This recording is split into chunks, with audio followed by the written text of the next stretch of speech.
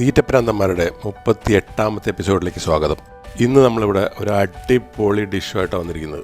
നമ്മുടെ ഒരു കുഞ്ഞനിയൻ ഇഷാൻ രജുൽ, അവന് ചിക്കൻ ഷവർമ കഴിക്കണം എന്ന് പറഞ്ഞിട്ട് നമ്മുടെ ചേട്ടായി ഇന്ന് ഒരു സൂപ്പർ ചിക്കൻ ഷവർമ, ഹബീബി ചിക്കൻ ഷവർമ, അതാണ് ഇന്ന് ഉണ്ടാക്കുന്നത്. അപ്പോൾ അതെങ്ങനെയാണ് ഉണ്ടാക്കുന്നതെന്ന് നമുക്കൊന്ന് നോക്കാം. ഇവിടെ ഒരു 1/2 കിലോ ചിക്കൻ ബ്രസ്റ്റ് മേടിച്ചിട്ടുണ്ട്.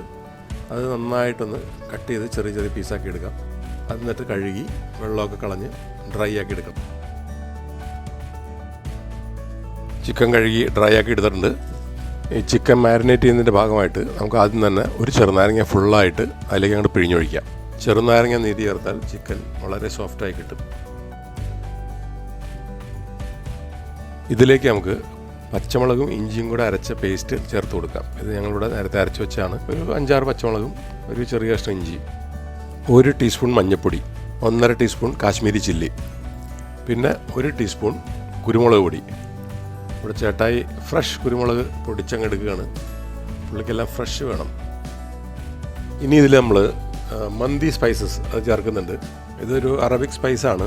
നമ്മൾ ഉപയോഗിക്കുന്ന ഗരം മസാലകൾ കൂടാതെ അതിൻ്റെ അകത്ത് കുറച്ച് ജാതിപത്തിരി, ജാതിക്കാക്കുരു എല്ലാം കൂടെ പൊടിച്ച് ചേർത്തൊരു സംഭവമാണ്. അതിൻ്റെ ടേസ്റ്റ് കിടിലമാണ്. ഇതൊരു 1.5 ടീസ്പൂൺ ചേർത്തിട്ടുണ്ട് ഇതിൻ്റെ അകത്ത്. അടുത്തായിട്ട് നമുക്ക് ഗരം മസാല ചേർക്കാം, ഒരു 3/4 ടീസ്പൂൺ.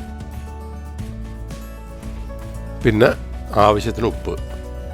ഇതെല്ലാം കൂടെ നമുക്ക് നന്നായിട്ടൊന്ന് മിക്സ് ചെയ്തെടുക്കാം. എന്നിട്ടൊരു 1/2 മണിക്കൂർ നമുക്കിങ്ങനെ റെസ്റ്റ് ചെയ്യാൻ വെക്കണം. ചിക്കൻ മാരിനേറ്റ് ചെയ്ത് വരുമ്പോഴേക്കും നമുക്ക് കുറച്ച് ഫ്രഞ്ച് ഫ്രൈസ് റെഡിയാക്കാം. അതിലേക്ക് നമുക്കൊരു പാൻ അടുപ്പത്ത് വെച്ച് അത് ചൂടാകുമ്പോൾ കുറച്ച് വെളിച്ചെണ്ണ ഒഴിച്ച് അതിലേക്ക് ഉരുളക്കിഴങ്ങ് ഇട്ട് കൊടുക്കുക. ഇത് സൂപ്പർ മാർക്കറ്റിലൊക്കെ കിട്ടുന്ന ഹാഫ് കുക്ക്ഡായിട്ടുള്ള ഫ്രഞ്ച് ഫ്രൈസാണ്. ഈ ഒരു മീഡിയം ഫ്ലെയിമിൽ വെച്ചിട്ട് വേണം ഇത് കുക്ക് ചെയ്തെടുക്കാൻ. എന്താണെന്ന് വെച്ചാൽ ഇല്ലെങ്കിൽ ഇതിൻ്റെ അകമൊന്നും വേവില്ല.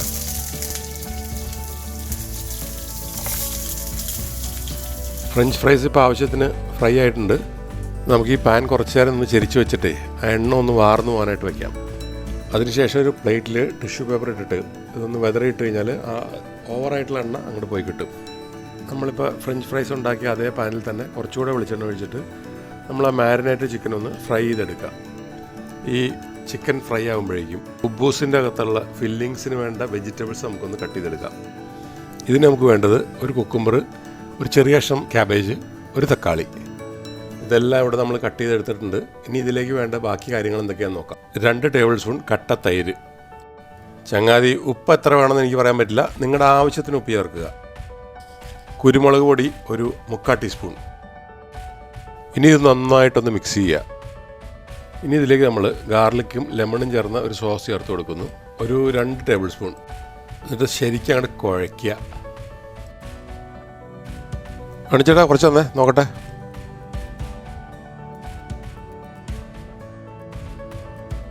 എൻ്റെ പൊന്നു ഭായി, സൂപ്പർ അടിപൊളി. ഫ്രണ്ട്സ്, ഇപ്പോൾ നമ്മുടെ ചിക്കൻ ഏകദേശം റെഡിയായി. അത് നമ്മൾ എണ്ണ ഒന്ന് വാർന്നു പോകാനായിട്ട് വെച്ചിരിക്കുകയാണ്. ഇനിയിപ്പോൾ നമുക്ക് ഇത് കുബൂസിൻ്റെ അകത്ത് നിറയ്ക്കണം. അതെങ്ങനെയാണെന്ന് നോക്കാം. ഇനി ഇതിലേക്ക് വേണ്ട മറ്റൊരു ഐറ്റമാണ് ഈ കാണുന്നത്. നമ്മുടെ പച്ചമുളകും ക്യാരറ്റും കോളിഫ്ലവറും ഒക്കെ ചൊറുക്കയിലിട്ട് വെച്ചിരിക്കുന്നതാണ്. ചൊറുക്കാന്ന് വെച്ചാൽ വിനാഗിരി. വേണിച്ചേട്ടനോട് പണി തുടങ്ങി. പുള്ളി ഒരു കുബൂസ് എടുത്തിട്ട് അതിൻ്റെ സൈഡൊക്കെ കട്ട് ചെയ്യുന്നുണ്ട്. എന്താ ചെയ്യുന്നത് നമുക്ക് നോക്കാം. കുബൂസ് ഇങ്ങനെ കട്ട് ചെയ്ത് നിവർത്തി വെച്ചിട്ട് അതിലേക്ക് നമുക്ക് ഗാർലിക് മയണൈസ് ചേർത്ത് കൊടുക്കാം.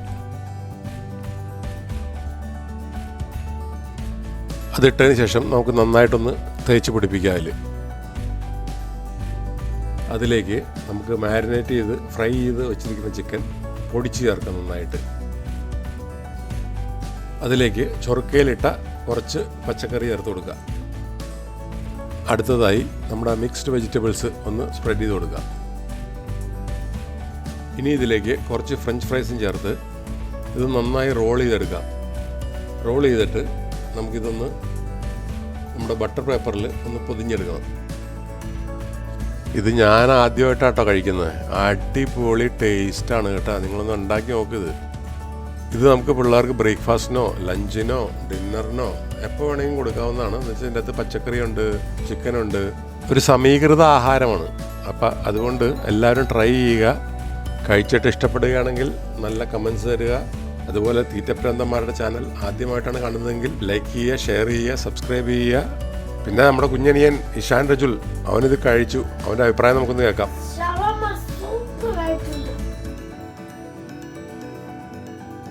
അപ്പോൾ വലിയൊരു താങ്ക്സ് ആൻഡ് സല്യൂട്ട് ടു നമ്മുടെ ചേട്ടായി വേണിച്ചേട്ടൻ. മറ്റൊരു അടിപൊളി ഡിഷുമായിട്ട് ഉടനെ കാണാം.